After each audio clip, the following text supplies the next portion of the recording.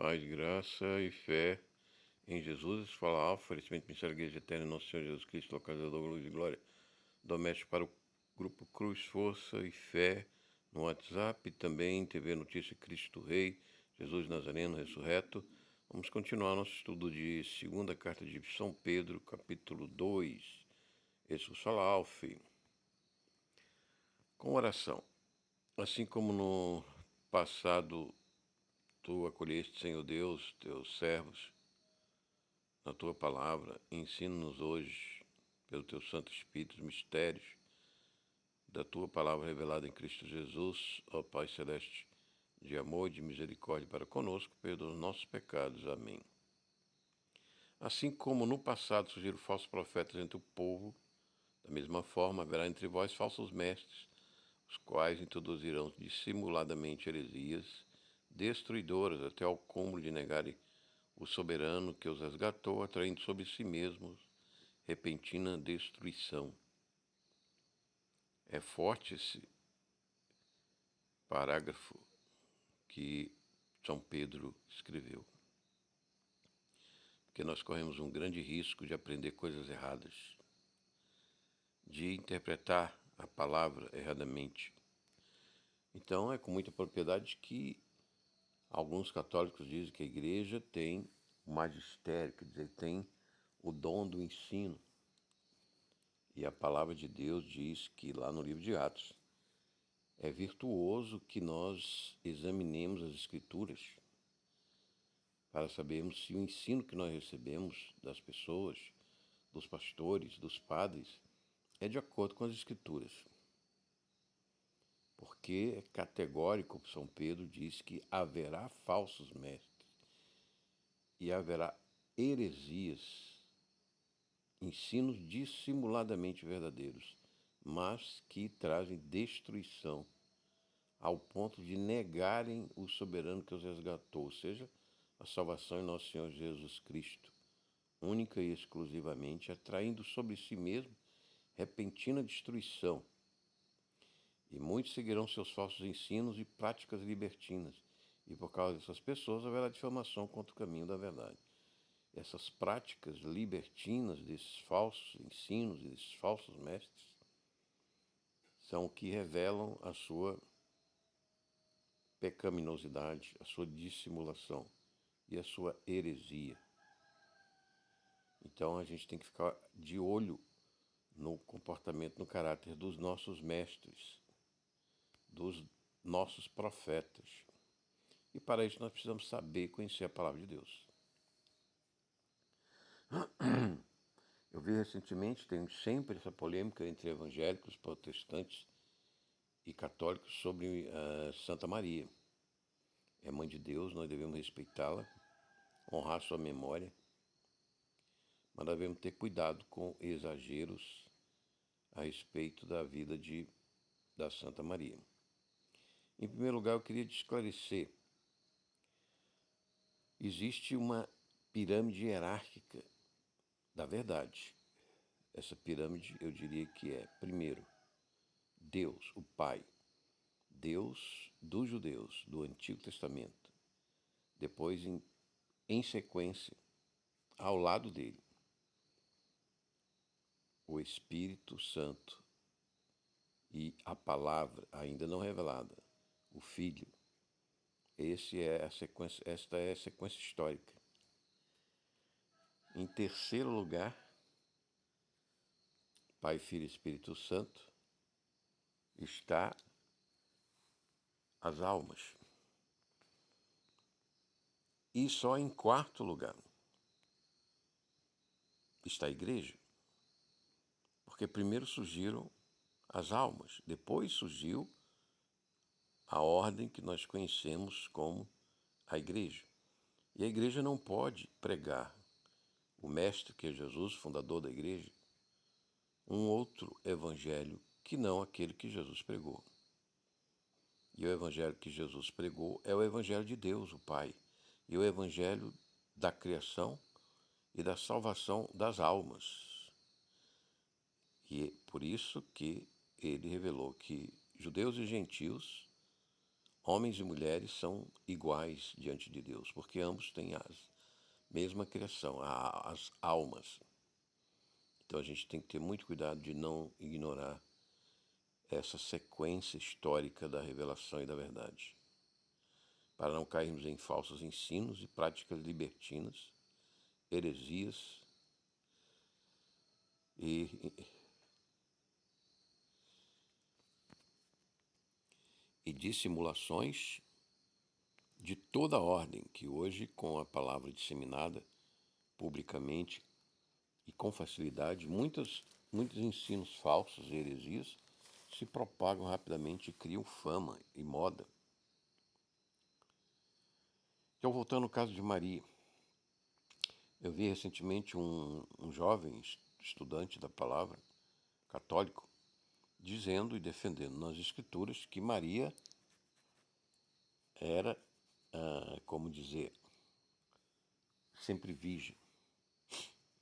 E aí ele usou um texto do Evangelho falando que Maria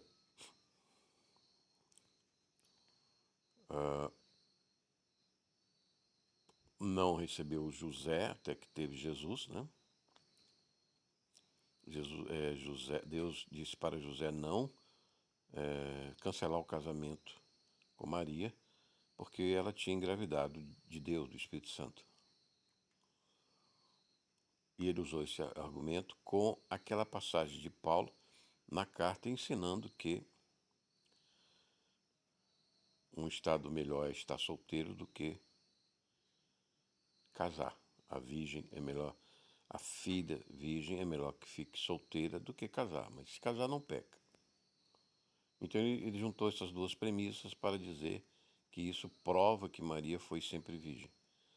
Mas veja, ele fez um argumento falso, porque Maria, ela não foi sempre virgem, ela foi casada com José. E o Espírito Santo apenas ensinou a José, revelou a José que Jesus iria nascer, que ele não cancelasse o casamento. Faltou o entendimento do casamento judaico. Era, primeiro você casava com aquela virgem, no papel. Depois você consumava o casamento em casa, depois de construir uma casa e ir buscar a noiva, como vemos na parábola das 10 noivas, das 10 amigas da noiva, né? 5 tolas e 5 sábios. Então esse católico ele não foi muito sábio na sua interpretação, porque o que a palavra está dizendo é que Maria foi virgem até o nascimento de Jesus. E nasceu de parto normal, como não nasceu pela barriga de Maria, uma cesariana milagrosa. Não, nasceu parto de mulher normal. E depois Maria teve vários filhos. E da mesma passagem que Paulo disse que é melhor ficar como ele, sem casar, ele também disse que quem casa não peca. Então isso aí foi uma heresia dissimulada, que entrou na religião católica, porque em Roma havia o costume das religiosas serem virgens. Havia mesmo no paganismo um prédio atrás do tribunal romano, onde tinham as vestais, que eram virgens que aprendiam por 10 anos, oficiavam o culto pagão por 10 anos e depois ensinavam o culto pagão por 10 anos para as novas virgens. Então essa tradição foi aceita, foi colocada, introduzida dentro da Igreja Católica Romana por causa dessa tradição, né? A Igreja Católica diz que ela segue tradições, nem sempre tradições cristãs ou evangélicas, mas às vezes tradições pagãs, como é, por exemplo, o Carnaval, que era uma festa que deveria ser cancelada, mas não cancela, porque tem uma tradição que é muito forte dentro da Igreja Católica. Mas o inimigo está usando essa festa hoje, evidentemente, para humilhar a figura de Jesus no Rio de Janeiro, no chamado Sambódromo, né? E por causa disso, muitos castigos vêm para os católicos, que não são advertidos aí dessas heresias, desses caminhos de práticas libertinas e falsos ensinos, principalmente pela influência do espiritismo afrodescendente que invadiu o Brasil, Rio de Janeiro, principalmente aquela região de Salvador, da Bahia, Minas Gerais, sul de Minas, né? Então nós temos que ter cuidado com o ensino, com a prática da Bíblia. Então, como os bereanos, devemos estudar e aprender a estudar, aprender lógica, aprender raciocínio, como Santo Tomás de Aquino nos ensinava a pensar na Suma Teológica, em outros escritos seus, de forma inteligente, para não sermos vítimas dessa ganância dos falsos mestres. Mas é claro que Maria, ela, apesar de não ser sempre virgem, ela é muito honrada, muito como imagem de liderança para muitas mulheres, para todas as nossas irmãs e familiares. Ela é uma imagem de liderança, de mulher, de boa formação, de bom caráter, de fé. Está no céu, sem dúvida alguma. E vamos conseguir prosseguir, porque o tema não é falar sobre a doutrina de Maria, mas sobre a carta de 2 Pedro. Mas eu dei como um exemplo de que facilmente nós, até de boa intenção, de boa fé, sem querer enganar, nós podemos sair do ensino e da verdade da palavra de Deus. E cair também na ganância de muitos pregadores e ensinadores que não estão preparados para ensinar a palavra de Deus. Nós ensinamos com muito cuidado, com muito temor a Deus, em oração, para não cometer erros de interpretação. Já tivemos cometido no passado, aqui ou acolá, e pedindo perdão a Deus por isso. Mas sempre queremos uma luz mais precisa, mais verdadeira, para compartilhar com todos os irmãos a fé e a salvação e a verdade. Movidos por sorte da ganância, tais mestres os explorarão com suas lendas e artimanhas. Todavia, sua condenação desde há muito tempo para sobre eles, e sua destruição já está em processo. Então, esses que não querem corrigir seu ensino, que não querem confessar seus pecados, irão para a destruição, para a condenação, pois é muito sério ensinar o erro, e não se arrepender dos erros que ensina. Ora, se Deus não poupou os anjos que pecaram, mas os lançou no inferno, aprisionando-os em cadeias abismais tenebrosas, com o propósito de serem reservados para o juízo, de igual modo ele não poupou o mundo antigo quando abateu o dilúvio sobre aquele povo ímpio. Entretanto, preservou Noé, proclamador da justiça, e mais 7 pessoas, que foram as 2 noras, 2 filhos e a mulher. Também condenou a cidade de Sodoma e Gomorra, reduzindo-as a cinza, tornando-a exemplo do que sucederá aos que vivem praticando o mal. Essa cultura woke que está aí no mundo, esses ensinos de famílias alternativas, né? Homoafetivas, todas essas mentiras, todas essas heresias, todas essas práticas libertinas, elas serão denunciadas no julgamento final de Deus, das almas, que Deus criou e que Deus propôs a salvação em Cristo Jesus e no Evangelho. E as pessoas que não aceitarem essa salvação, como muitas das falsas religiões hindu, islamismo, macumbismo, xamanismo, irão prestar contas diante do juiz que é nosso Senhor Jesus Cristo, segundo o Evangelho, serão condenadas se não se arrependerem.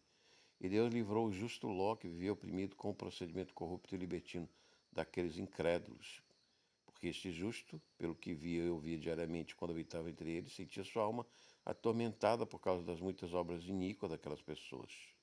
Constatamos, portanto, que o Senhor sabe livrar os piedosos da aprovação e meter em castigo os ímpios para o dia do juízo. Então, Deus não tem necessidade de estudar para formar em direito e passar em concurso de magistratura. Ele é juiz sobre todas as almas que criou e é também o mesmo Salvador. E essas almas que olharem para ele em Jesus Cristo não serão condenadas, serão salvas. Então, ajude as pessoas a entender isso, a aceitarem esse padrão, esse julgamento e essa verdade do Evangelho. Hoje é muito difícil com essa tecnologia de celular, de rede, essa tecnologia de óculos de 3 dimensões. A juventude, os adolescentes estão pensando que a realidade não importa, que a realidade não são esses 36 mil ciclos digestivos que nosso corpo passa depois desses máximo 100 anos, 36 mil ciclos digestivos, que a gente vai no banheiro, né, e come, vai no banheiro, e come, vai no banheiro, todo dia. O nosso corpo falece e a nossa alma é julgada por Deus nesse momento que separa do corpo. Ela é julgada por todos os atos da nossa vida, pelo conhecimento, pelo que ela fez, pela nossa cultura, não é? Pelas coisas que nós acreditávamos ou rejeitávamos, que nós amávamos ou odiávamos, que nós acostumávamos ou desconhecíamos ou desprezávamos. Então hoje é muito comum as pessoas viverem para beber seu chopp, trabalhar, gastar dinheiro, ganhar dinheiro e ter prazer, né? Ter prazer aí de qualquer forma, às vezes 1, 2, 3 vezes, 4 vezes, caso ou mais, com o filho de um, filho de outro. Nós vemos tudo isso, essa bagunça, essa confusão, essa Babilônia, sem instrução, sem conhecimento da família cristã, da ética cristã, da moral cristã, dos sacramentos cristãos. Então, como diz o padre Zezinho, ele é do interior onde a religião tinha importância, mas na capital, nas grandes cidades, vai perdendo a importância.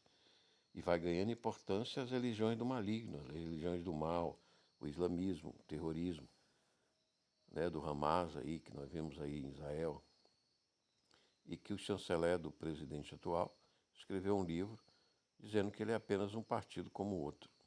Não, não é. Eles querem a destruição do povo de Deus. O povo da Bíblia, o povo que nos trouxe os oráculos de Deus, as escrituras, guardou, falou do verdadeiro Deus, quando todas as nações eram pagãs, Abraão, o povo que veio de Abraão. Nós temos que respeitar esse povo.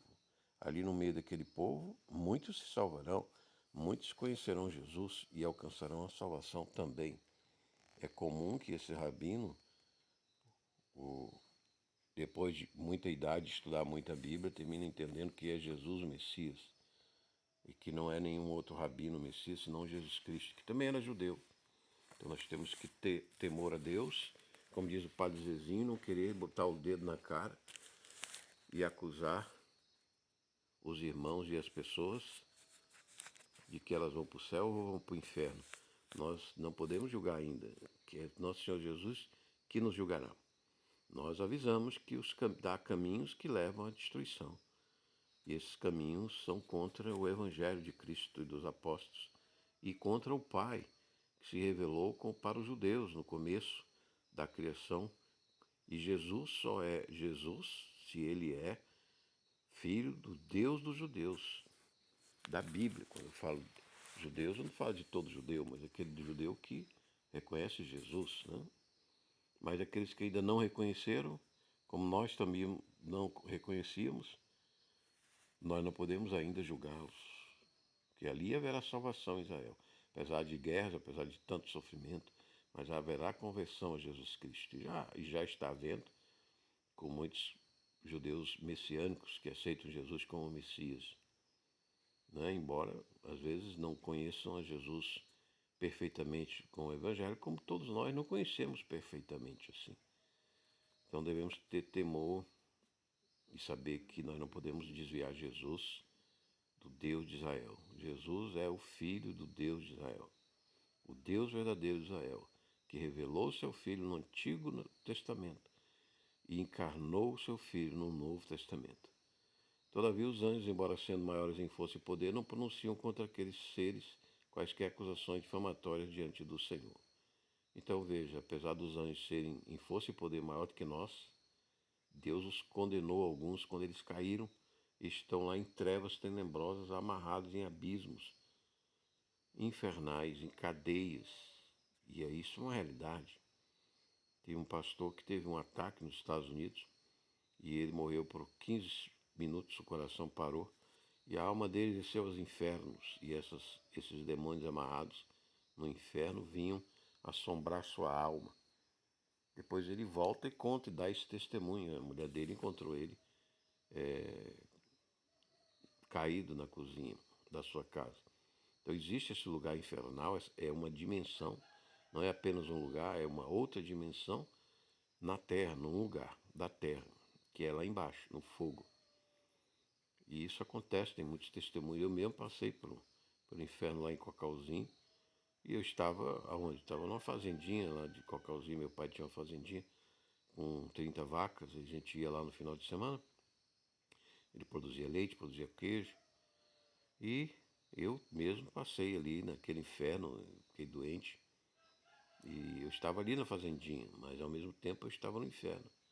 O inferno é uma dimensão, é uma outra dimensão que ele pode aparecer, desaparecer numa pessoa, e pode também o céu é uma outra dimensão.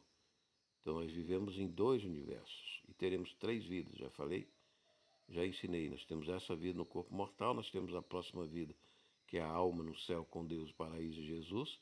Teremos uma terceira vida, que é quando nós ressuscitarmos, o nosso corpo for, o resto que sobrar dos sômatos do nosso corpo for desintegrado, porque o nosso sangue na terra nunca desaparece, nem é destruído. Ele fica na terra e ele vai ser desintegrado por Deus e remontado, reconstruído. Agora com a química e a física, não de Mendeleev, a física que a gente aprende no segundo grau, mas com a física do céu e do corpo celeste, como está em 1 Coríntios capítulo 15. Mas essas pessoas que, à semelhança de animais irracionais, vivem apenas por instinto natural, nascidas para serem caçadas e destruídas, serão corrompidas por sua própria corrupção, recebendo a justa retribuição de sua injustiça. Tais pessoas consideram prazer entregar-se aos mais repugnantes atos de indecência em plena luz do dia. São como nódulos e manchas, regalando-se em manifestar a torpeza de suas paixões, mesmo durante as vossas festas de fraternidade. Tendo os olhos cheios de adultério, nunca param de pecar, iludem os incautos e têm o coração habituado à ganância. Malditos, eles se desviaram, abandonando o caminho correto, seguindo o rastro de Balaão, filho de Beor, que se apaixonou pelo salário da injustiça. Mas em sua transgressão foi repreendido por uma jumenta, um animal mudo que falou com voz humana e refreou a insensatez do profeta.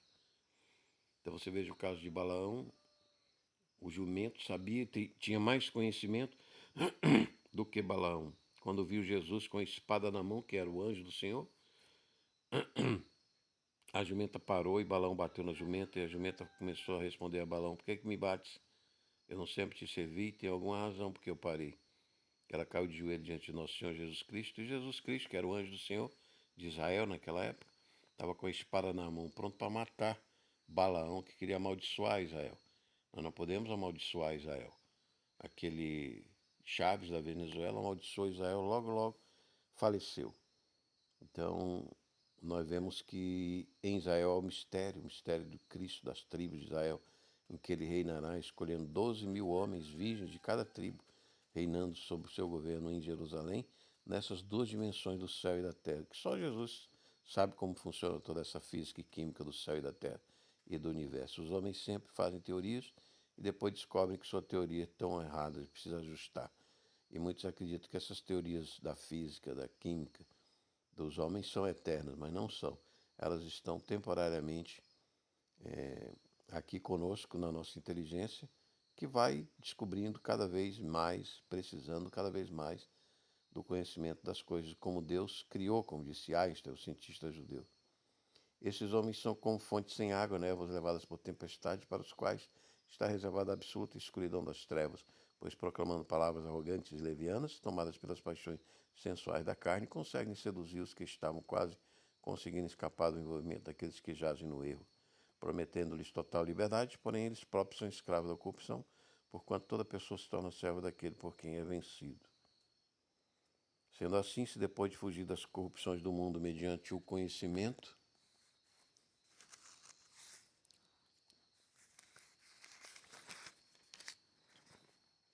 do Senhor e Salvador Jesus Cristo, são uma vez mais influenciados e vencidos por elas. Seu último estado tornou-se ainda pior que o primeiro, porque lhes teria sido melhor não haver conhecido o caminho da justiça do que, depois de conhecê-lo, dar as costas ao santo mandamento que lhes havia sido concedido. Então não há justiça maior do que a justiça do caminho de Jesus. O caminho do Jesus, do Deus da Bíblia judaica revelada. Então, Jesus, ele não se colocou como Deus isolado, mas ele se colocou como Deus, Filho de Deus e Filho da palavra profética de Israel, dos oráculos de Israel. Israel pecou, pecará, mas como a igreja também pecou, peca e pecará, mas no meio da igreja está a salvação e os salvos, como no tempo de Elias, 7.000 judeus não dobraram os joelhos a Baal.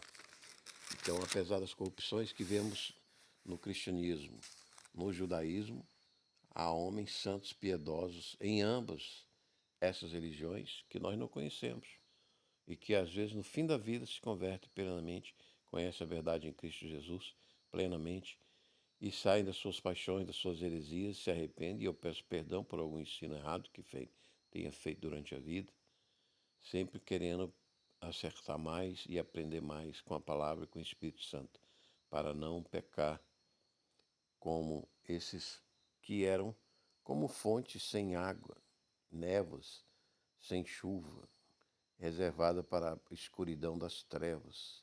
Então nós corremos perigo, nós corremos tentações com paixões sensuais da carne, palavras arrogantes, seduções as mais diversas, avareza, né? E erros e promessas falsas de liberdade, enquanto são pessoas de corrupção. Quantas vezes a gente acredita nos políticos, de algum político, e descobre que aquele político era só um ladrão, né?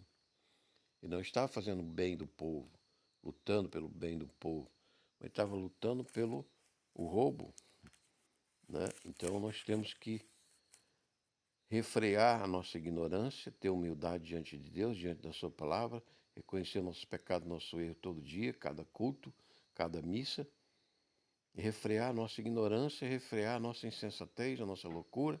Às vezes uma pessoa faz uma loucura e, como disse bem o Senhor ontem, tira a própria liberdade com a própria mão, pois ele comete um crime e perde a liberdade. Então foi ele mesmo que tirou, não foi a justiça, não foi o juiz, foi ele mesmo, com as suas próprias mãos, com a sua própria boca, que tirou a sua própria liberdade, que tinha, ou o patrimônio que tinha. Então é perigoso a gente não ser humilde diante de Deus, não ter temor a esse Deus da Bíblia, esse Deus de Israel, e não aceitar esse Filho que ele mandou, que revelou em Israel e que encarnou no Evangelho com Maria, sua mãe de Deus, que devemos respeitar sua memória, seu nome. Claro que sim, devemos respeitar. Às vezes, algumas pessoas, de forma não inteligente, querem colocar Maria acima de tudo, mas não é assim também. Né? Maria, nossa irmã, Jesus disse, é irmã de todos aqueles que ouvem e praticam a palavra de Deus, devemos respeitá-la como todos os santos que estão no céu. Nós não chegamos no céu. Vamos chegar um dia com a graça de Deus em Cristo e a paz do Espírito Santo, mas ainda não chegamos. Eles já estão no céu. Mas não devemos procurar conversar com mortos, pois está proibido lá em Deuteronômio 18, pois é isso que o demônio quer, enganar as almas. Quando nós procuramos terreiro de macumba, terreiro espírita para falar com mortos, nós estamos sendo enganados.